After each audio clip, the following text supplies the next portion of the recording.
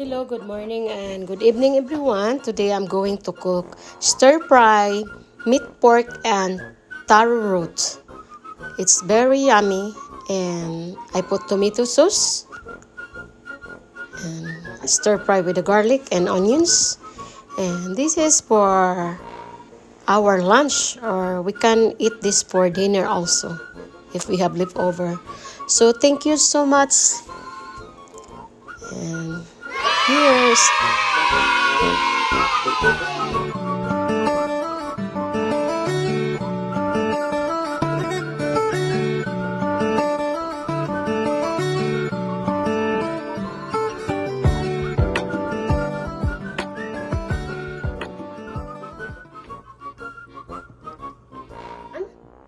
I put a 2 tablespoons of oil. I'm going to cook pork and taro stir fry. So first, I need to stir fry the pork meat, like the fat. We need to stir fry that turn brown.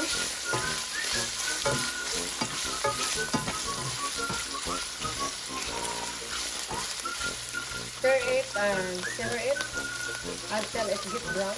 Stir it until it turns brown. As you can see.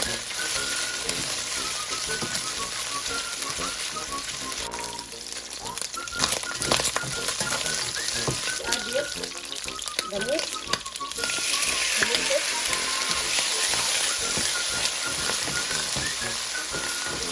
So you have to stir fry until it turns brown. Thank you so much. Subscribe, like, and share. Please leave comments and subscribe. Don't forget to post the notification bell so every time I upload my video, you're always updated. Thank you to all my subscribers, co-YouTubers, and thank you to all my silent viewers that always coming and support me. Thank you so much. And to those always visiting my channel, thank you so much. I love you all, and God bless you all. So, we leave this, like simmer it until it turns brown, and as you can see,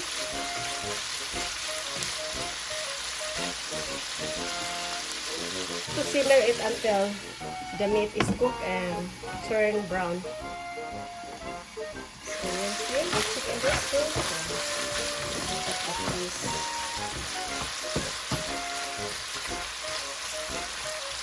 So let this simmer until it's cooked and turn brown. Hello guys.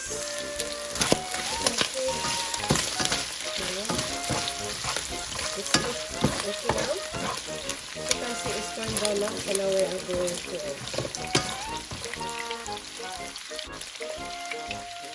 garlic, 3 cloves of garlic.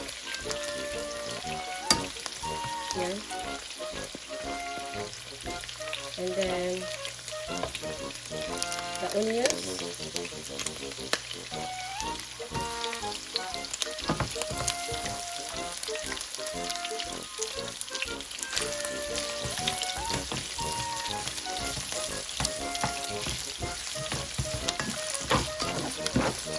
See guys,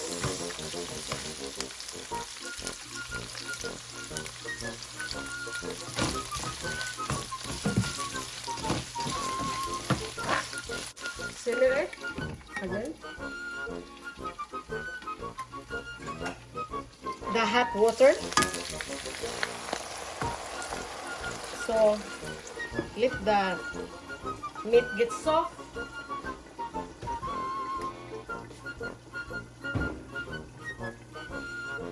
And add like beef powder or beef stock. 1 tablespoon. So we add the tomato sauce.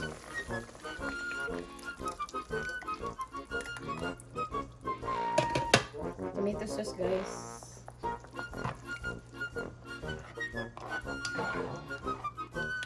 So we have to stir it until it gets soup. And then add the black pepper.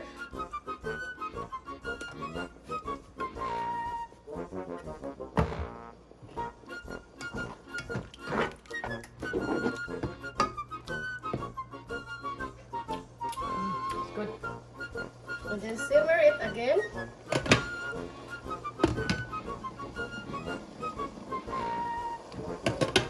And then fish sauce, like 1 tablespoon of fish sauce.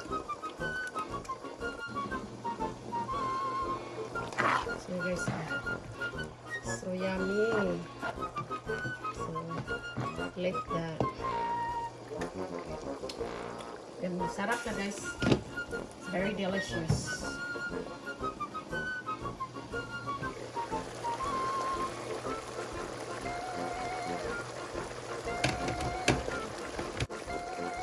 Put the taro root. We call gabi in the Philippines, the taro guys, taro root. We call this in the Philippines is taro, gabi. This is gabi I slice like slanting. It's so yummy guys, you have to try it.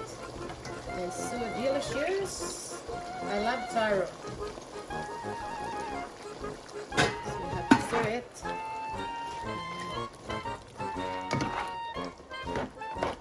As you can see, it's super yummy. So now we have to simmer this.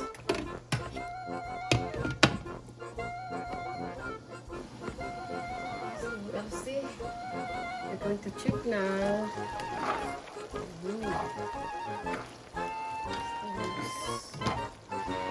Sarap.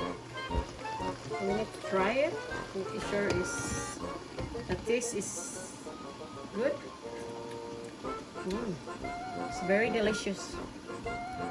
So leave that simmer until the meat is soft and the taro root is soaked. Means the gabi. Last but not the least, I add a splendor of sugar, like 1 teaspoon. Whatever sugar, every time I cook guys, I put sugar. So, for taste, the taste is good because I put already fish sauce and pork beef powder stock. So it's so yummy. Again guys, thank you so much for watching, and to all my co-YouTuber, my silent viewers, and to all mga idol, shout out to all of you. Thank you so much for supporting my channel and keep coming back in my channel. Thank you so much. Please leave comment, likes, and share if you like my video. Subscribe and don't forget to post the notification bells so every time I upload my video, you're always updated. Thank you so much and God bless. As you can see guys, the food is look delicious, very delicious. Let's see. So yummy. So let this. Last but not the least, we have to put the bell pepper. Any kind of bell pepper or chili. If you want to spicy, then you can put the chili, you know. So we leave that there. Simmer and boil it until the meat and vegetable is cooked. We have to add fish sauce guys, like 1 teaspoon. Instead salt, I add fish sauce, like 1 tablespoon more. So total is 2 tablespoon. So guys, it's very yummy. So we have to try it. Not cook yet the taro. So we have to simmer more. But the meat is good. It's soup already, so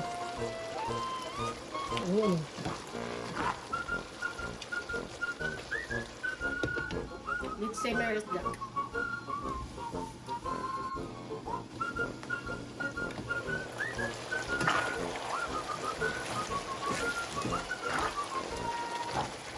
Mix it well.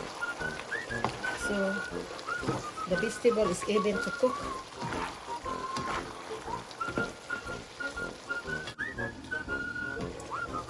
Additional add black pepper.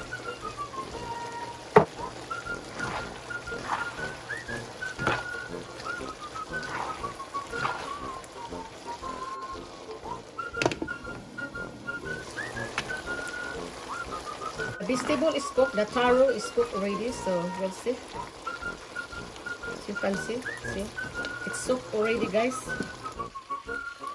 Okay, and delicious.